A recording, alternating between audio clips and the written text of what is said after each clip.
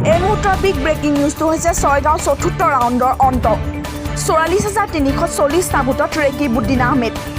৭,৯১৪টা ভোটত কমলা কলিতা ৩৬,৪২৬টা ভোটত অগ্ৰগতি লাভ কৰিছে ৰেকিব উদ্দিনে চতুৰ্থ ৰাউণ্ডৰ অন্তত থাওৰা সমষ্টিৰ বিজেপি দলৰ প্ৰাৰ্থী কুশল দৌৰিতকৈ কংগ্ৰেছ দলৰ প্ৰাৰ্থী সুশান্ত বৰগোহাঁয়ে ৭৪টা ভোটত আগবাঢ়ি আছে জালুকবাৰী সমষ্টিত চতুৰ্থ ৰাউণ্ডত হিমন্ত বিশ্ব শৰ্মাই ২৪,৯৪৭টা ভোটত অগ্ৰগতি লাভ কৰিছে আনহাতে কংগ্ৰেছ প্ৰাৰ্থী ৰমেন বৰঠাকুৰে ৯২০টা ভোটত অগ্ৰগতি লাভ কৰিছে দ্বিতীয় ৰাউণ্ডৰ অন্তত তিনিচুকীয়া সমষ্টিত বিজেপি প্ৰাৰ্থী সঞ্জয় কিষাণে ৮,৬২৯টা ভোটত অগ্ৰগতি লাভ কৰিছে